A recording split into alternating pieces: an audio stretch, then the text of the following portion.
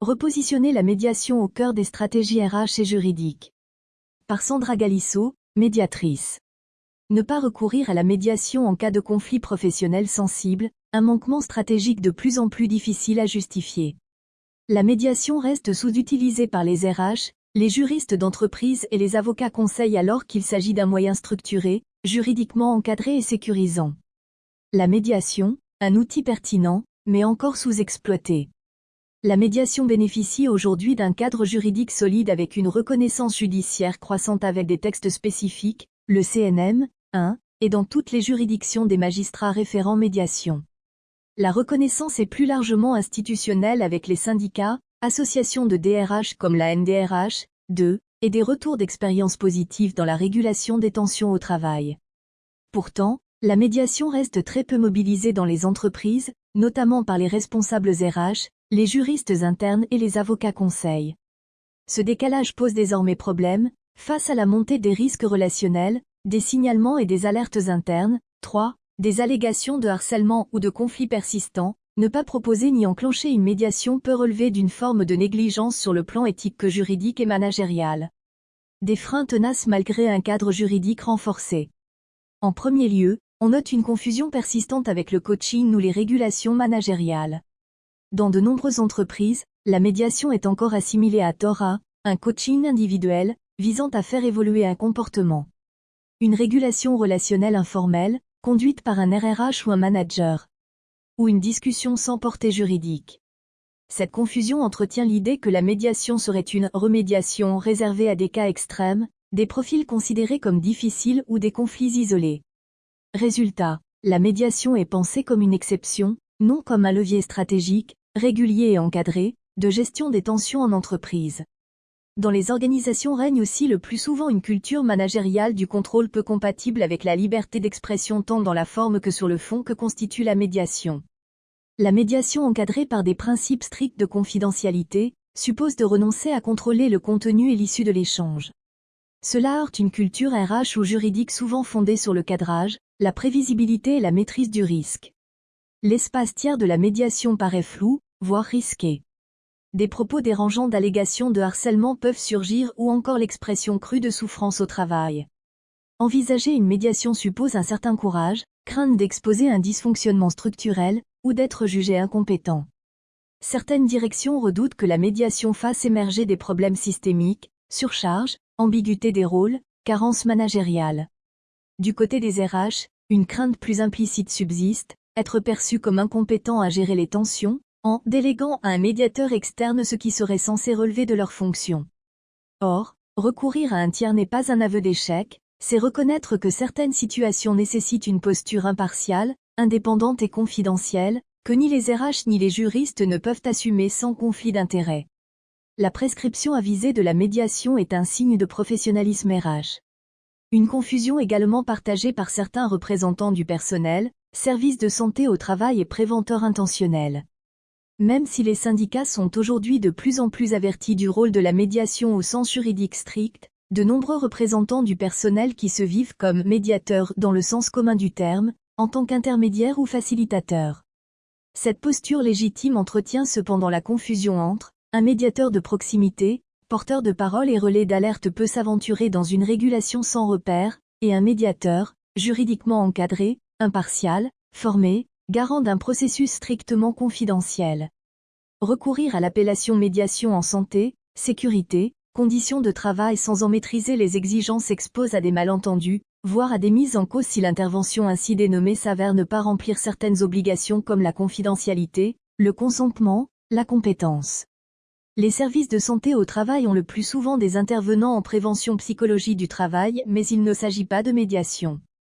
Les psychologues du travail et les médiateurs ont des rôles distincts bien qu'ils puissent être sollicités dans des contextes similaires. Le psychologue du travail analyse les conditions de travail, évalue les risques psychosociaux et propose des solutions pour améliorer le bien-être des salariés. Son action vise à prévenir les troubles sur la santé liés au travail. Le médiateur, en revanche, intervient spécifiquement dans les situations de conflit. Son objectif est de rétablir le dialogue entre les parties et de les accompagner vers une approche amiable. Associer les deux postures peut engendrer des confusions et altérer la perception d'impartialité. C'est pourquoi il est essentiel que chaque professionnel respecte ses prérogatives pour garantir l'efficacité des interventions et préserver la confiance des salariés et des employeurs. Les préventeurs institutionnels en santé, sécurité, conditions de travail n'explorent pas la médiation au profit de leurs outils historiques internes. Seul l'INRS, Institut national recherche en sécurité, met en évidence l'intérêt de la médiation en le comparant à des outils existants, comme les espaces de discussion. 4. Clarifier les rôles est donc indispensable. Le représentant du personnel peut orienter vers la médiation, mais ne peut en tenir le rôle au sens juridique. Une connaissance encore lacunaire du droit applicable, porte ouverte aux apprentis sorciers. Le médiateur doit disposer d'une compétence de médiateur et le CNM invite dans son référentiel à s'y intéresser. 5. Avec une formation consistante, il est également prudent d'être assuré pour cette activité de médiation. D'autre part, des textes encadrent la prestation qui se prétendrait médiation, même s'il s'agit d'une démarche conventionnelle. Et en entreprise, la qualification juridique des actions en santé-sécurité est un sujet juridiquement très sensible. Les points les plus sensibles étant le consentement réel à la médiation et la confidentialité vis-à-vis de tiers qui ne sont pas dans le dispositif de médiation. S'agissant d'allégations de harcèlement qui n'est aucunement une contre-indication à la médiation, la loi en prévoit même le recours dans une forme assez contrainte mais qui peut être mobilisée par la personne s'estimant harcelée ou celle mise en cause. L'article L. 1152-6 du Code du travail prévoit la mise en œuvre d'une médiation à la demande d'une partie en cas de harcèlement moral allégué. Là encore, ceci ne s'improvise pas. Le décret du 18 juillet 2025, un encouragement. 6. Ce décret, pris en application de la loi d'orientation et de programmation de la justice, consacre plusieurs avancées majeures. Il renforce la confidentialité des échanges tenus en médiation, en rappelant que les pièces élaborées dans le cadre du processus de médiation sont couvertes par la confidentialité. Cette confidentialité constitue aujourd'hui l'essentiel de la jurisprudence. Le juge le rappelle parfois rudement aux parties qui transgressent la confidentialité quand, après une médiation sans accord, les parties s'engagent en procédure judiciaire. Il permet aux juridictions de proposer ou ordonner une médiation à tout moment. Si celle-ci n'a pas été envisagée, il sécurise le rôle du médiateur et clarifie les conditions de recours, y compris en cours de contentieux. Ces dispositions devraient inciter les avocats à intégrer la médiation dans leur stratégie de conseil, et les directions d'entreprise à la proposer plus systématiquement, avant d'envisager une enquête ou un contentieux. La médiation peut utilement être intégrée en entreprise dans les dispositifs internes. Reconnue dans la jurisprudence comme un moyen possible en santé, sécurité, conditions de travail s'agissant d'un outil de prévention des risques professionnels, notamment RPS, la médiation peut trouver à être identifiée dans les processus internes. On peut ainsi inscrire des principes de recours à la médiation dans les accords QVCT, règlements intérieurs, chartes internes.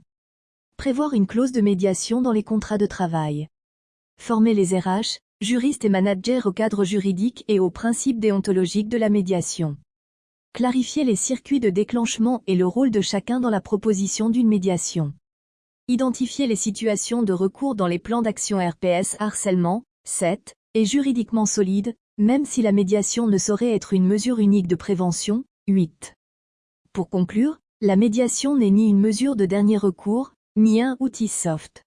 Elle est un moyen structuré, juridiquement encadré et professionnellement outillé de traiter les conflits autrement. Avec le nouveau cadre légal, les RH, juristes d'entreprise et avocats ont désormais les moyens, et la responsabilité, de s'en saisir. Parce qu'en matière de lien social, comme en matière de droit, anticiper vaut mieux que réparer, la médiation en entreprise a toute sa place avec des médiateurs formés et expérimentés. Ne pas envisager la médiation dans une situation sensible n'est plus anodin juridiquement et stratégiquement.